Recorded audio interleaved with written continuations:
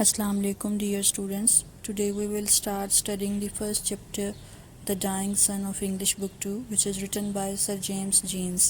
یہ English book 2 کا پہلا چیپٹر ہے ڈائنگ سن، جس کا مطلب ہے کہ ڈوبتا ہوا، مدھم ہوتا ہوا یا مرتا ہوا سورج، اور اس کے رائٹر ہیں جیمز جینس.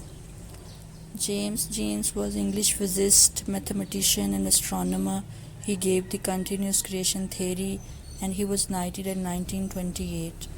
وہ ایک ماہر طبیعیات، ریاضی دان اور ماہر فلکیات تھے، اور انہوں نے کنٹینیوس کریشن تھیوری پیش کی تھی، جس کی وجہ سے انہیں 1928 میں سر کا خطاب بھی ملا. 1877 ان کی ڈیٹ آف برتھ ہے اور 1946 ان کی ڈیٹ آف ڈیتھ ہے. تو اب چلتے ہیں چیپٹر کی طرف.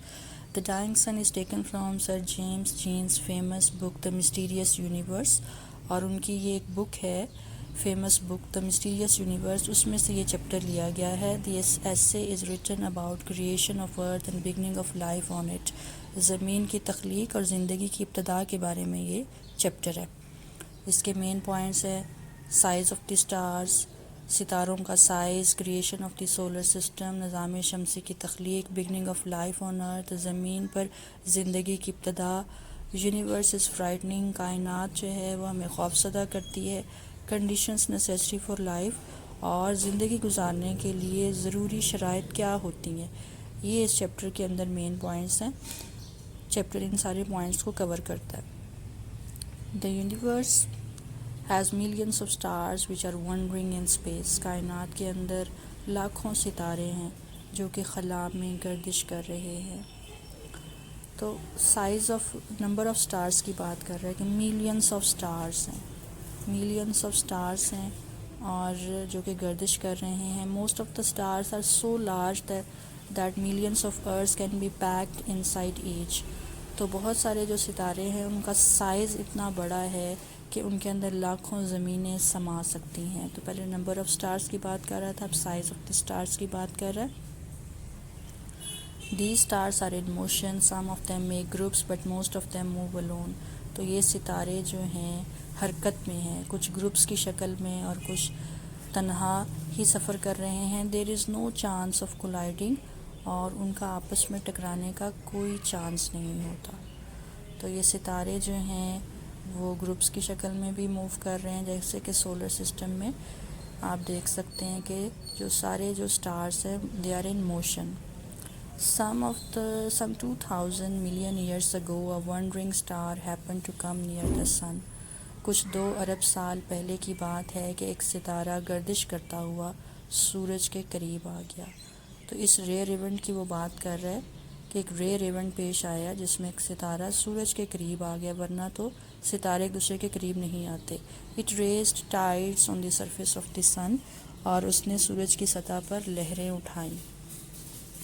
وہ جو ستارہ سورج کے قریب آ گیا تھا، وہ جب قریب آیا تو اس نے سورج کی سطح پر لہریں اٹھائیں. Due to the tidal pull small pieces of surface of sun fell into space.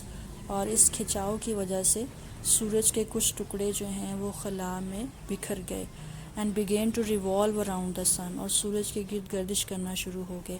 These small pieces are called planets، اور یہ جو چھوٹے ٹکڑے ہیں ان کو پلانٹس کہا جاتا ہے، ان کو سیارے کہا جاتا ہے. Our earth is one of them، اور ہماری زمین ان میں سے ایک ہے. تو اس طرح جو ہے سیاروں کا وجود ہوا.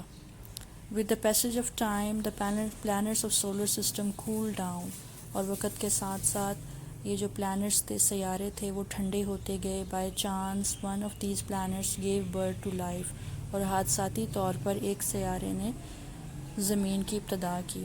We don't know how, when or why this happened، اور ہم نہیں جانتے کہ یہ کب، کیسے اور کیوں ہوا. تو حادثاتی طور پہ یہ سب کچھ ہوا اور اس کی وجہ ہمیں نہیں معلوم.